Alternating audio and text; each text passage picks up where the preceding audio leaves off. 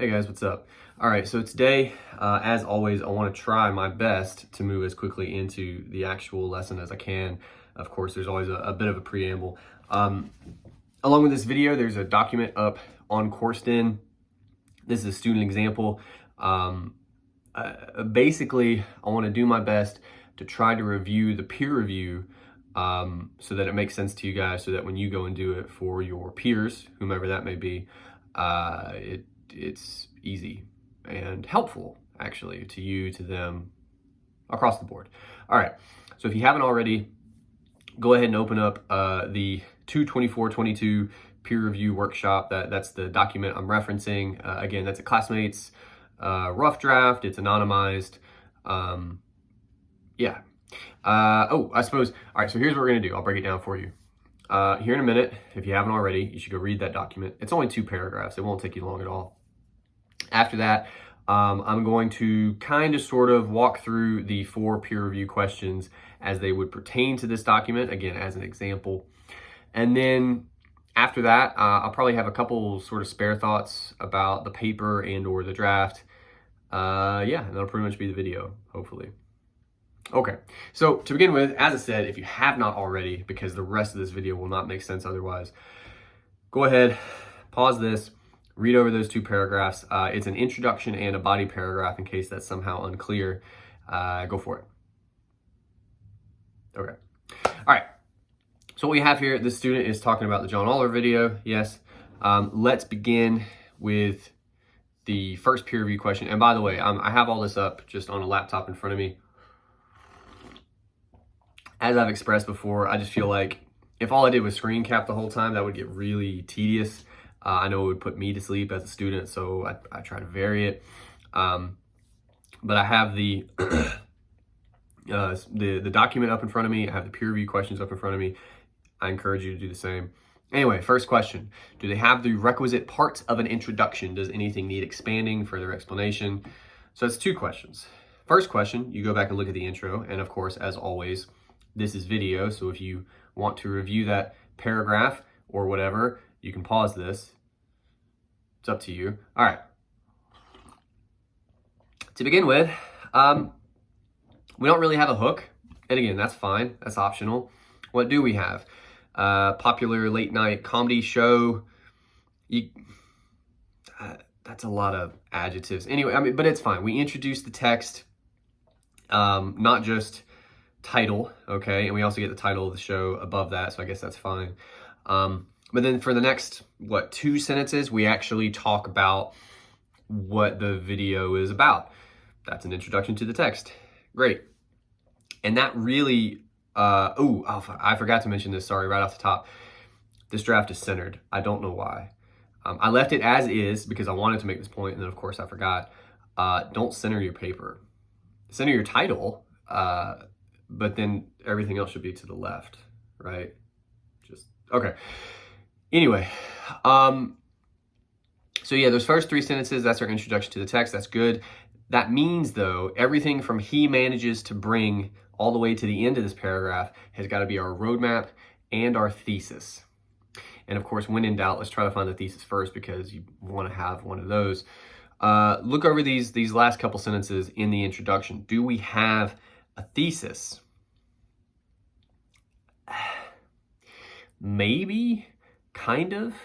And I say that because, look at our last 2 sentences, for instance. What do we really say? What I mean when I say that is, I know what's on the page. I can read as well. Congratulations to all of us. What I'm saying is, what do they accomplish? Okay? There are certain things he said. What things? Which were good points. How? But not everything that was brought up in the video seems to be relevant. How? There were other points. What? In a sense, it seems like there were a few times in which you got... Which times? And then most importantly, why does any of this matter? That's the big question, always. And again, this how you frame this question I'm about to give you will vary according to the assignment. In this case, it's a critique. Clearly, I think we're trending toward a middle of the road critique. We're kind of saying some things work well, some things don't work as well. We got to talk about those things. We can't just say he does some stuff that's cool and he does some stuff that's less cool. And again, to be clear, you don't have to name everything necessarily. Although this is a 3-page paper, chances are very good you probably could. Because how many examples are you really gonna talk about? Maybe 3? Tell me here. And I mean, even before that, he manages to bring up both positive and negative aspects several different ways. All of this is very vague, okay? And that's a problem. For my money, and again, I'm expanding on the questions a little bit here. We do have the parts of an introduction, but they do need some love. Let's try to limit that introduction to the text to maybe the first 2 sentences rather than 3. And then for the rest of this, let's get specific. Now, of course, that's difficult for us to do at this stage because we've only read the introduction and we only have 1 body paragraph. We don't know what they talk about in the rest of the paper with this draft. But we'll try to begin to get more detailed as we get into that next body paragraph. Let's see. What's the second question? And a quick note in case this is unclear, because I sent you 2 emails. I screwed up in the first email. Question number 2 is not the proper question. So go to the next email for question 2. Is their line of argument, especially their thesis, fair? We've already covered their thesis. As of now, they don't quite have one. It's just not nearly specific enough. So no. Are they assessing the text on its own merit rather than spending time considering elements that aren't there? My question here for this draft is actually yes and no. And we got to go to the body paragraph to know what I'm talking about. So again, if you need to review this real quick, go ahead and do it. I'll give you just a moment to pause to read that next paragraph if you need to. All right. So to begin with, we're way more specific, which is great. We're talking about Sarah Michelle Gellar. I kind of wonder if you guys even know who that is, just as an aside. Although it's actually relevant to his point. We'll get there in a minute. What do we say about her? The first example, Sarah Michelle Gellar. It's a good first example. We don't say why, which could be a problem. Also, though, our first sentence is our evidence, right? That means we don't have a topic sentence. More on that in a moment. But let's actually think about the evidence we have. Wait, what did Sarah Michelle Gellar do? I'm already so angry about it. Actually, don't tell me. I just realized I don't really care. Okay, that's their evidence. That's fine. That's fine evidence. Right away after hearing that, it makes so already we have a lot of unnecessary language. Like, let's get to what the effect of this is, right? It makes you think he doesn't care. All right. We have to stop here because our question is, are we being fair to the text? Does it make you think he doesn't care? Yes. About what, though? We have to be specific. What does he not care about? They're not entirely clear here, but they say the point in bringing it up, he can make you lose interest. He could, but again, is that what's going on here? Or in this comedy show, is this a joke? Yeah, it's a joke.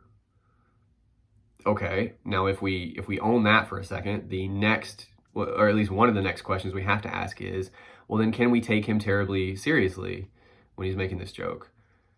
No, that's how jokes work. They're not meant to be taken seriously. So all that is to say, he doesn't care.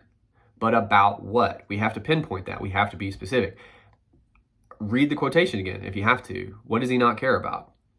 Whatever Sarah Michelle Gellar did. That's the joke. But let's parse this for a minute. Why?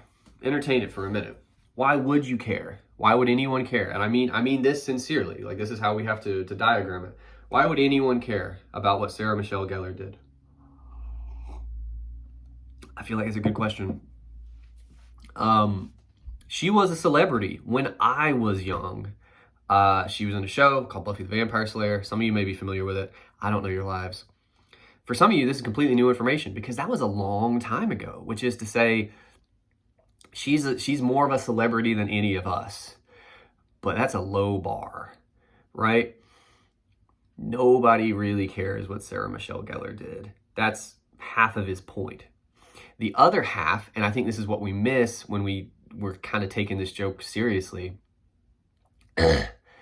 is that people were trying to at least act like they cared that she did something, right? That's the point of the joke. And we're totally missing it, either intentionally or unintentionally. That part I can't know, okay, because I'm not in the student's head, when we don't take this joke for what it is. So when I say, and again, because I'm explaining this in detail because this can be a hard thing for students to grasp sometimes. When I say, are we fair to the text? Every text is different. Every author, in this case, John Oliver, is doing something slightly different, in terms of tone or approach or whatever. But you got to the best of your ability, try to meet them where they are, okay? So an example, I would say most kid movies, and this is just an example from my life. I'm in a 4-year-old's room right now, right? Most kids movies are terrible. If you just consider them as movies, because now you're putting it up against like the all-time great films made by like artists, and like you walk out of the theater just going, damn, like you're affected, right? That's not fair. That's not what they are. They're made for kids. So on some level, it's a different set of criteria. Do you see what I'm saying? You sometimes can be affected by those movies. That can happen, but it's not fair to sort of desire that from all kids movies. They're doing something else, right? Why do I bring that up here? Again, he's making a joke, first of all. We need to admit that. We need to own that if we're going to critique it at all. Because we still can. You got to own the fact that it's a joke. You got to own the fact that it's not serious. You have to. Okay. But what's his argument here? He's trying to convince us of something. Is he trying to convince us he doesn't care? No. He states that blatantly. If that's all he's doing, then honestly, I would tell you not to quote this because you can't really analyze it. It's just like, here's what he says. There's nothing you can do. But I think he's doing something more than that, and it's this.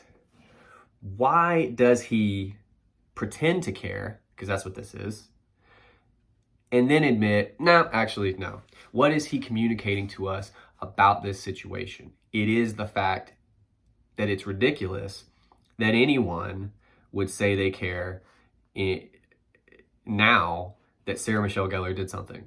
If this were 10, 20 years ago, sure, she was much more famous at that time. Absolutely. You at the very least could understand, well, she's in the news, people care about her. Okay. But now it's ridiculous, and he's ridiculing it. That's the point, right? We can critique that. Basically, how good a job does he do in this moment of making that argument? There's different ways to think about it. Number one, the fact that he makes a joke out of something that he's trying to convince us is ridiculous, to me, works pretty well, right? Like, he's already saying you shouldn't take this seriously, like in the way that he's talking about it. So that can only help an argument that is inherently saying you should not take any of this seriously because it's silly. That's great. If you were going to negatively critique it, I guess I'm trying to think of a way to be fair to it, honestly. Like,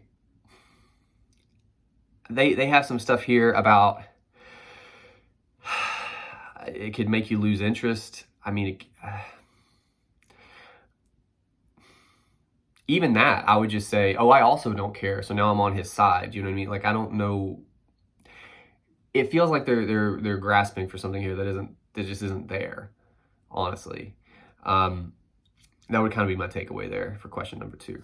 Let's look at question number 3. Have they cited specific pieces of information? They have in the body paragraph. We already talked about it in the introduction. They need to. Further, are those pieces properly contextualized? How fancy of me. Do we need more information? Okay. Uh, First Sam brings up Sarah Michelle Gellar. Yeah, it's not really context. I mean, Sarah Michelle Gellar is good context. Although we also name drop her in the quotation. So actually, if we're going to include her in the context, which is fine, we don't need her name in the quotation necessarily. We could just say, what did she do, and then start the quotation. I'm already so angry about it that, just for instance, you shorten that up a little bit. What's the rest of the context for that? I have to use my memory here. I know it's early in the video. I think it's shortly after he's kind of given us his description of public shaming and a little bit about how it works. I mean, yeah, okay, so they say this is the first example he brings up. That's probably good context. So to kind of recap all of my just word vomit at you for a second. The first example he brings up is Sarah Michelle Gellar, comma. You could probably cut pretty much everything from which to proceeds to say. You could cut all that. We don't need it. We don't need it. You can talk about how it's a good example or any of this other stuff after the quotation. Cut that stuff out. Get us to the evidence, okay? And here again, the first chunk of that quotation with her name, which is a long name because she has 3 of them, you could also cut. So the first example is about Sarah Michelle Gellar. Cuckoo clock. He says he wonders what she did, saying, and then start the quotation, I'm already so angry about it, right? Cut all that fluff out. What that's also going to allow us to do, because I want to underscore this point, we don't have a topic sentence right now. That's going to tighten up the quotation. We'll get to it quicker. Hopefully we can talk about it a little more fairly.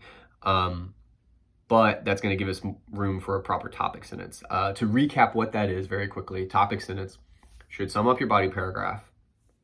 We don't have that here, right? We're very clearly trying to sort of do that as we introduce the evidence. I'm going to go ahead and tell you, just have a separate sentence on its own at the top of your paragraph, okay? But number 2, it needs to be argumentative. And this one is, but it doesn't really agree with the rest of the paragraph, and that's a problem we got to solve. They say here at the top of the paragraph, it's a good example. They don't say why, so you want to try to do that in your topic sentence. But when we get, as I've already discussed, as we get to the rest of that body paragraph, that's not what we end up saying. So that's a problem. Okay, was that all the question? I think we had one more. Any logical leaps? In other words, can you follow their ideas? Do you see any missed opportunities? We've already kind of covered this. I like to try to end peer reviews with a catch-all question. Basically, this means, because sometimes you guys will have even really good ideas, like but what you don't realize when you're writing, because you're in your head, you'll make a claim and you won't lead the reader to that claim. You'll just kind of drop it in.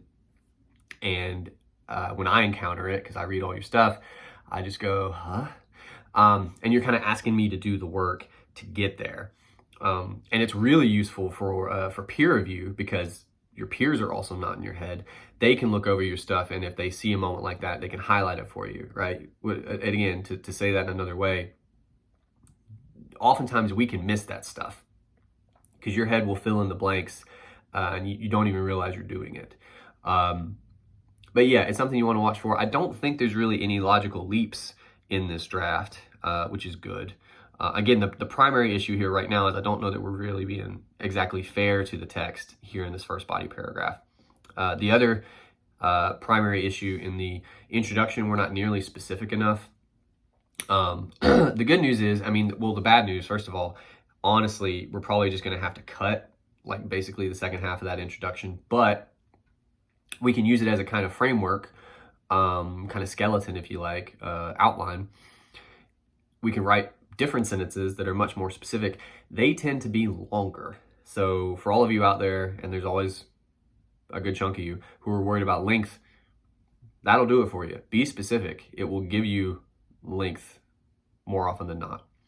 And then when it comes to the thesis, just to be really clear about that, we need to think about, well, think of it this way. Your body paragraphs are much more specific, much more local, like really small moments in the text.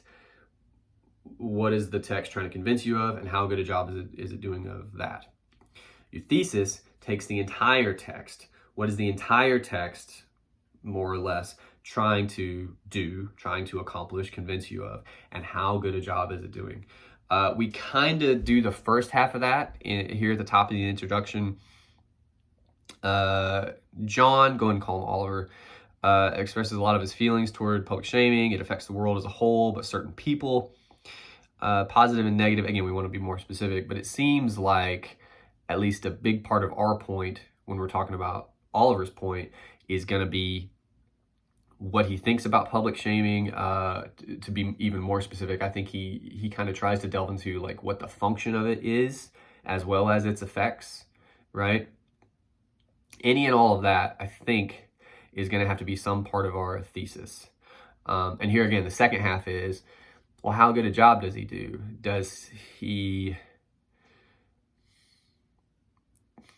I mean, like, for the most part, do you find him convincing? However, and then, like, there's this other thing, you know, like this, or something like that, right? We always, in this paper, you always have to be focused on how successful is the text, is the author in convincing you, and why. If you can do that, you have an argument, the kind of argument we're looking for in this paper. All right, I promised to keep this shorter. I'm right at 20 minutes, so I hope I've accomplished that. Don't forget to do your peer review for your peers. Turn it in. I believe we'll not let you do that unless you turn in a rough draft, but of course you want to do that too for multiple reasons, but mainly because having a rough draft today is going to make your life way easier, right? Like, so do that. Anyway, your final draft is due this week. Oh, and I don't have the date. God, look at me being dumb. I believe it's Friday. Isn't it Friday? I believe it's Friday. I'll double check that for you. I don't want to give anybody bad information. Hang on. 25th. So, yeah. Yeah, I'm bad with dates. 25th, Friday, midnight. That's on turnitin.com. Yeah, and that's all I got. I may send you guys one more email with reminders about next week because we're finishing up this paper, so that means we're going to start the last paper. So be mindful of that, but that'll be a short thing. That won't be anything huge. Mainly, I want you super focused on paper 2, getting that in, and yeah, that's all I got. Hope everyone's doing well. I'll talk to you later. Thanks.